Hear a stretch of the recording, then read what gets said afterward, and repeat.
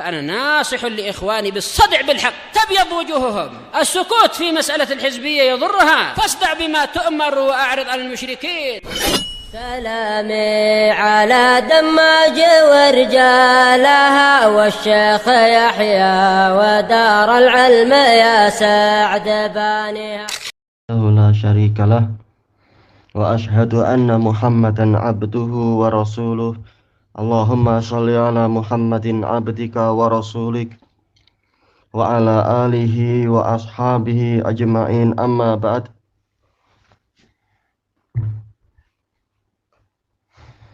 Kita ambil beberapa faidah yang disebutkan oleh Syekhuna Al-Harari rahimahullahu ta'ala tentang ucapan Bani Israel, qalu du'u lana rabbaka yubayyin lana mahi. Mereka berkata kepada Nabi Musa, berdoalah untuk kami kepada Rabbmu agar dia menerangkan kepada kami mahi. Ma asalnya adalah apa, tapi yang dimaksudkan adalah bagaimana. Sebagaimana dijelaskan oleh beliau di sini, ma di sini pertanyaan tentang hal wasifah, tentang keadaan dan sifat. Seperti kita mengatakan ma zaidun, maka jawabannya tabibun atau alimun atau mudarrisun atau yang semacam itu. Jadi bukan maksudnya adalah Zaid itu apa? Ya, dia manusia, bukan itu. Lembu itu apa? Oh, lembu adalah binatang berkaki 4 yang memakan tanaman atau apa, bukan itu. Tapi ini maksudnya adalah sifat dan hal. Sebagaimana juga di dalam hadis-hadis tentang Nabi Muhammad SAW ketika sahabat bertanya ma anta, maka Nabi mengatakan ana nabi. Ditanya maksudnya adalah siapakah Anda? Sebagaimana itu juga dijelaskan oleh Imam An-Nawawi rahimahullah. Yang ditanyakan di sini bukan hakikat manusianya, tetapi yang ditanyakan adalah apa status Anda sekarang ini. Maka beliau mengatakan saya adalah nabi. Lalu sahabat tadi bertanya lagi, Amr bin Abbasah As-Sulami itu bertanya lagi, wa man nabi? Nabi itu apa? Maka beliau menjawab, arsalanillah, Allah mengutus saya. Jadi ma di sini maksudnya adalah tentang sifat dan keadaan.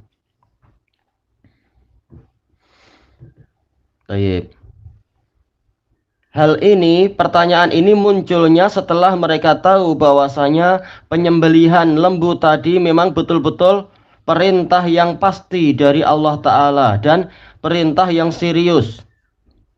Bukan huzuan, bukan sebagai olok-olokan seperti yang mereka tanyakan kepada Nabi Musa.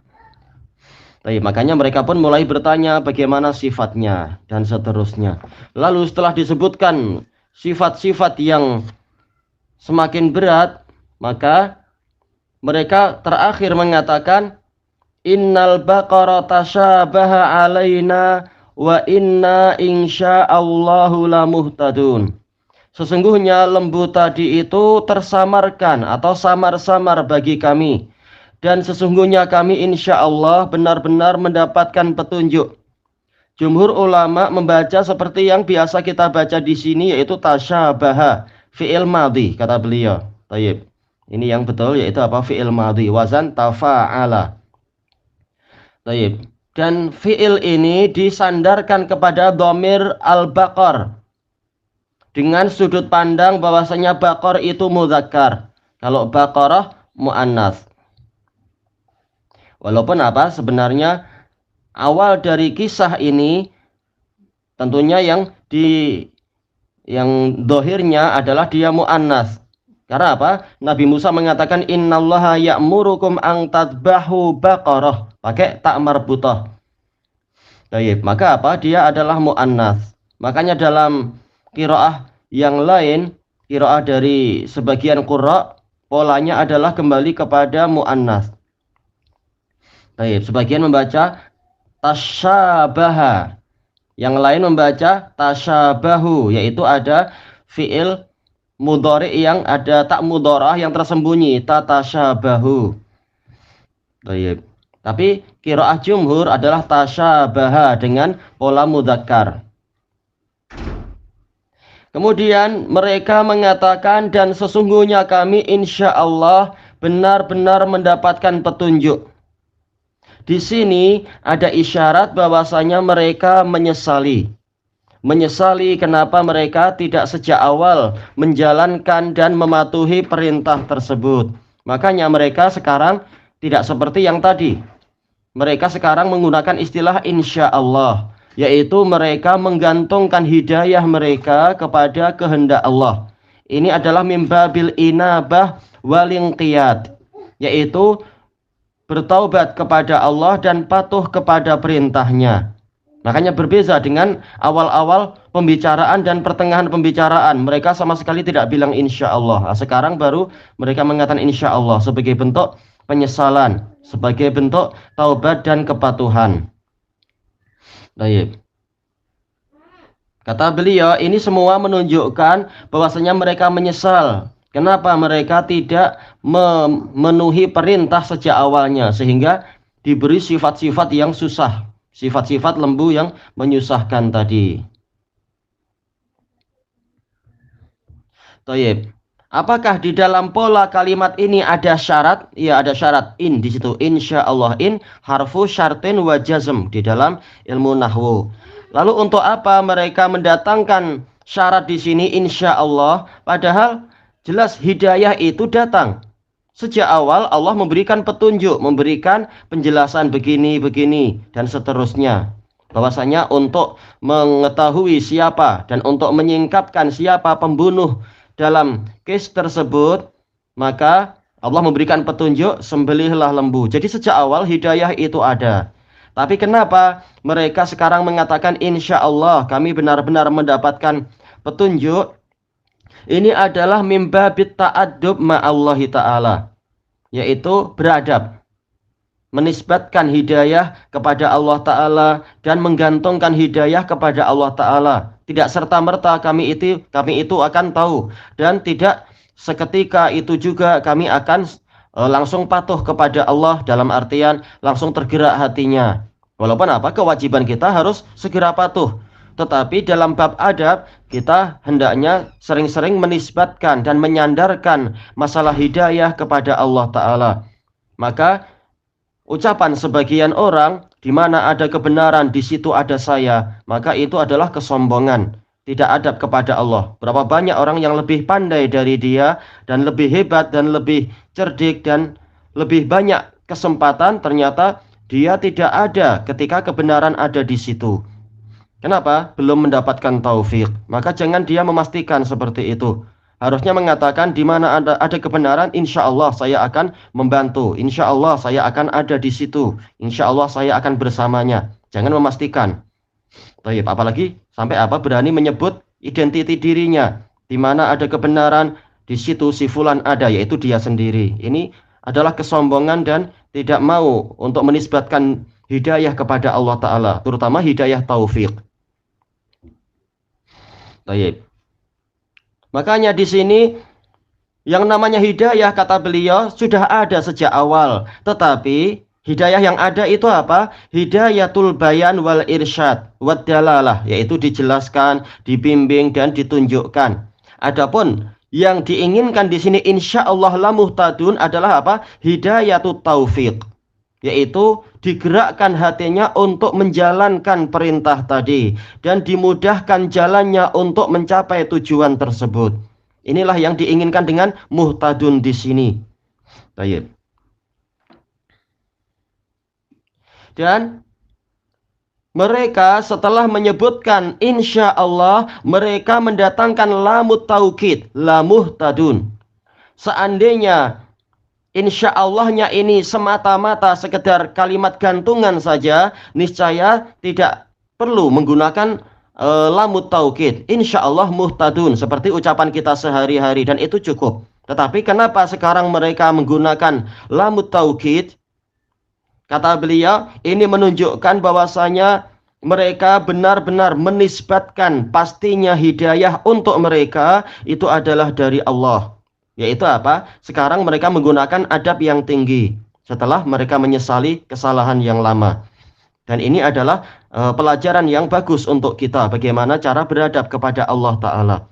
Bukan semata-mata insya Allah penting, tetapi insya Allah itu betul-betul disertai dengan apa? Alamat bahwasanya memang kita menisbatkan taufik kepada Allah Ta'ala. Kalau tidak demikian, kita tidak akan mampu memenuhinya. Berebut wilayah.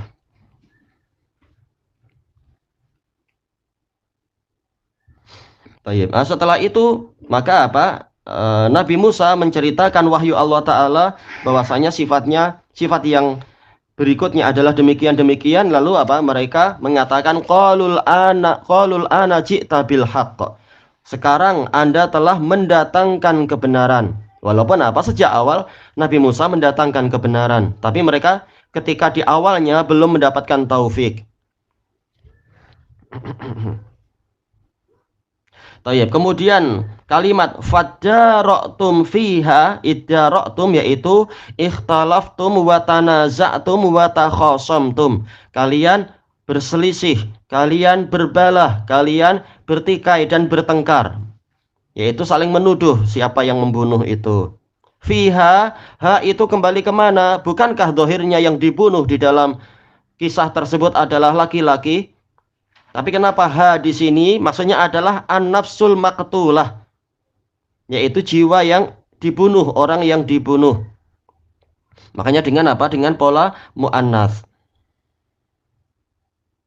Kemudian tentang firman Allah Ta'ala, wallahu mukhrijum ma kuntum taktumun. Allah Subhanahu wa Ta'ala akan mengeluarkan, yaitu akan menampakkan secara pasti. Baik, dari mana kita tahu ini secara pasti? Kata Syekhuna Al-Harari rahimahullahu ta'ala, karena didatangkan dengan isim fa'il. Baik, bukan menggunakan apa? Wallahu yukhriju. Kalau yukhriju pakai fi'il itu walaupun jelas janji Allah itu akan dipenuhi, tetapi fi'il ini menunjukkan tajadud, sesuatu yang terbaharui. Sementara isim dia menunjukkan subut, yaitu kepastian. Sebagaimana itu juga dijelaskan oleh Imam Ibnul Qayyim rahimahullahu ta'ala di dalam Bada'iul Fawaid. Apa perbezaan antara penggunaan fi'il dan isim? Walaupun dua-duanya boleh, jumlah fi'liyah, jumlah ismiyah. Salamun alaikum dan salaman alaikum, dua-duanya boleh. Tetapi salamun alaikum jumlah fi'liyah, jumlah ismiyah ini menunjukkan subut, yaitu kepastian. Wal istiqrar, dan terus menerus menetap di situ keselamatan. Adapun salaman alaikum ini jumlah fi'liyah, karena takdirnya apa? Yaitu ad'u salaman alaikum, saya mendoakan keselamatan untuk kalian. Yaitu kata beliau, fi'il ini menunjukkan tajadud wa al-hudus, sesuatu yang baru, belum pasti. Di sini Allah Ta'ala di dalam ayat Al-Baqarah ini menggunakan isim, bukan fi'il. Wallahu mukhrijum ma kuntum taktumun, bukan wallahu yukhriju. Walaupun semuanya boleh, tetapi Allah menggunakan isim fa'il di sini, dan isim fa'il, isim juga, ini sebagai kepastian. Makanya di sini Syekh Al-Harari mengatakan la mahalah, yaitu tidak mungkin dihindari. Pasti Allah akan membongkar siapa yang membunuhnya, siapa yang membunuh orang tersebut yang selama ini kalian rahasiakan. Makanya semata-mata satu kata saja mukhrijun, di sini ada makna yang mendalam, bahwasanya Allah pasti dan tidak mungkin untuk dihindari bahwasanya dia akan membongkar jati diri orang yang melakukan pembunuhan tersebut. Ma kuntum taktumun, yaitu yang kalian rahasiakan, kalian samar-samarkan, kalian tutup-tutupi. Kalian yaitu apa? Kembalinya ke Allah, yaitu Allah tidak membiarkan hal ini terus-menerus tertutupi dan dirahasiakan. Kemudian kata beliau, jumlah ini wallahu mukhrijum ma kuntum taktumun, ini jumlah i'tiradiyah, jumlah mu'taridah. Yaitu apa? Dia sebenarnya tidak masuk di dalam rangkaian kalimat, tetapi didatangkan karena pentingnya masalah ini. Dari mana kita tahu dia adalah jumlah yang sebenarnya tidak masuk dalam rangkaian, tetapi Allah datangkan untuk mengingatkan? Yaitu apa? Karena dia itu datang bainal ma'tufi alaih, di antara jumlah atau di antara kata-kata yang digabungkan. Dari mana kita tahu? Coba kita lihat ayat tersebut. Wa id qatalatum nafsan fadara'tum fiha. Harusnya apa? Langsung lompat ke setelahnya. Faqul nadribuhu bi ba'dihha. Baik. Yaitu ada dua fa di sini, fadara'tum fiha dan faqul nadribu. Inilah sebenarnya rangkaiannya. Dan ingatlah ketika kalian membunuh suatu jiwa, lalu kalian memperselisihkannya, maka kami katakan kepada Musa, atau kami katakan kepada kalian, pukullah oleh kalian orang yang mati tadi dengan sebagian dari anggota lembu tersebut. Inilah sebenarnya rangkaian asalnya. Tetapi Allah Ta'ala mengingatkan dengan peringatan yang penting, Allah akan menampakkan apa yang dulu kalian rahasiakan. Jadi jumlah ini sangat penting walaupun dia sebenarnya tidak masuk dalam rangkaian kalimat. Baik, karena dia datang di antara dua fa di sini. Fadara'tum, fakulna, yaitu di antara dua ma'tuf alaih. Nah, di sini ada sastra yang sangat indah. Kembalinya kepada apa? Walaupun ini pembahasan fikih, pembahasan masalah jinayah, tetapi di sini Allah Ta'ala menanamkan nilai tauhid yang sangat besar, yaitu memperkenalkan dirinya, bahwasanya dirinya maha tahu dan dirinya akan menegakkan keadilan. Wallahu mukhrijum ma kuntum taktumun. Dan ini adalah tradisi Al-Quran. Sama saja dia sedang membahas adab, atau membahas masalah fikih, atau mungkin membahas masalah mungkin yang lain-lain. Tetapi apa? Tetapi pasti di situ di awalnya atau di tengahnya atau di akhirnya akan disisipi dengan pembahasan tauhid. Karena kata Ibnul Qayyim rahimahullahu ta'ala di dalam kitab beliau Madarijus Salikin, Al-Quran memang dari awal sampai akhir adalah tauhid. Dan memang untuk itulah para nabi diutuskan dan kitab suci diturunkan. Intinya kembali pada tauhid. Yang lain sebagai penyempurna tauhid. Bukan berarti yang lain tidak penting, tapi apa? Yang terpenting adalah tauhid. Yang lain untuk menyempurnakan, dan penyempurna itu penting. Sebelum kita lanjutkan pembahasan tentang faidah-faidah yang disebutkan, ini tentunya ana singkat-singkat saja karena pembahasan beliau panjang dan pembahasan i'rabnya itu juga sangat mendalam. Tapi inti pembahasan tafsir kita adalah tafsir Ibnu Katsir. Adapun yang dari kitab-kitab yang lain ini sebagai tambahan ilmu dan faidah dan penjelasan.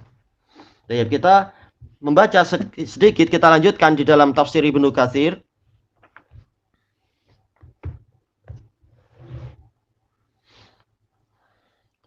Qala al-Imam Ibnu Katsir rahimahullahu taala, wa li hadza qala Ibnu Abi Hatim, haddatsana Ahmad ibnu Sinan, qala haddatsana Affan ibnu Muslim, qala haddatsana Abdul Wahid ibnu Ziyad. Ini sanadnya bagus sekali. Ahmad bin Sinan, beliau imam dalam masalah sunnah dan riwayah. Affan bin Muslim, ini syadidun alal mubtadi'ah. Affan bin Muslim as-Saffar. Baik. Qala haddatsana Abdul Wahid bin Ziyad, ini siqah. Qala haddatsana al-A'mash, ini semuanya adalah rawi yang siqat. Kecuali kalau disebutkan nanti ada penyakit.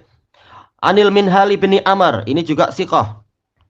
Walaupun apa? Walaupun dia ditinggalkan oleh Syu'bah, tetapi jumhur ulama mengatakan dia siqah. Syu'bah meninggalkan orang ini bukan karena pasti bahwasanya dia dhaif, tapi karena apa? Syu'bah ketika mau belajar kepada guru yang ini, beliau di luar rumah mendengar dari dalam rumah itu ada suara tambur, suara genderang. Lalu beliau pun pergi. Maka para ulama mengatakan boleh jadi itu dari tetangga, bukan dari rumah dia. Dan boleh jadi karena apa? Namanya rumah orang-orang Arab rata-rata adalah bersambung-sambung, saling menempel untuk jimat tanah. Dan atau kata sebagian ulama boleh jadi itu anaknya dalam keadaan beliau sedang pergi atau apa. Tidak boleh langsung beliau disalahkan kalau tidak jelas beliau yang menabuh genderang itu. An Sa'id bin Jubair an Ibni Abbas qol inna ashaba baqarati bani Israil talabuha arba'ina sanah. Baik, sanadnya bagus, tetapi masalahnya adalah masalah Israiliyatnya. Ibnu Abbas mengatakan sesungguhnya orang-orang yang berurusan dengan lembu Bani Israel tersebut, mereka mencari lembu itu selama 40 tahun. Nah, ini dari mana kita mampu memastikan ini? Wallahu a'lam. Hatta wajaduha inda rajulin fi baqarin lah, sehingga mereka mendapatkan lembu tadi dimiliki oleh seorang lelaki di tengah-tengah lembu dia. Memiliki lembu banyak, ternyata ada lembu yang ini dalam kisah tersebut, dalam sanad ini. Baik, nanti mudah-mudahan di dalam catatan kaki akan dibahas kesalahan di mana ini. Wa kanat baqaratan tu'jibuh. Lembu tadi adalah seekor lembu yang dia sukai, yaitu yang dia kagumi. Qalu faja'alu yu'tunahu biha. Mulailah mereka memberikan harga, yaitu apa? Menawar. Dengan apa? Bayaran lembu tersebut. Faya'ba, tapi dia tidak mau, yaitu dia tidak ingin menjual lembunya itu. Hatta a'tauhu mil'a maskiha dananir. Sehingga mereka memenuhi sepenuh mask. Ini enggak disebutkan mask itu apa. Boleh jadi adalah yaitu sepenuh telapak tangan atau yaitu sepenuh kantung, penuh dengan dinar. Fadzabahuha, lalu mereka pun menyembelihnya. Fadarabu yaknil qatila bi udwin minha. Lalu mereka memukul, yaitu orang yang mati, memukul si mati itu dengan salah satu bagian dari lembu tadi. Faqam, lalu bangkitlah dia. Tashkhubu audajuhu daman, dalam keadaan tepi mulutnya, tepi bibirnya itu masih mengalirkan darah. Baik, ini kalau seandainya sanadnya sahih, ini tentunya ajaib. Selama 40 tahun masih keluar darah terus. Gimana itu? Fasa'aluh, lalu mereka bertanya. Faqalu lahu man qatalak.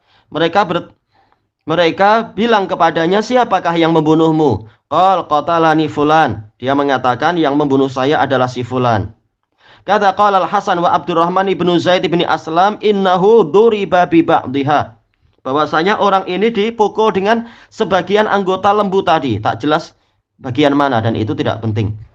Baik, di dalam catatan kaki disebutkan sanadnya dhaif dari sisi siapa? Abdul Wahid bin Ziyad. Dia sikoh, tapi masalahnya apa? Disebutkan oleh Al-Hafidz dalam Takrib, hadisnya terhadap A'mash saja. Ini yang dikritik secara umum dan dia rawi Bukhari Muslim Abdul Wahid bin Ziyad. Tetapi untuk periwayatan dia terhadap A'mash ini ada kritikan. Baik. Nah, sanadnya berarti apa? Sanadnya lemah. Kalaupun sahih, maka itu tadi.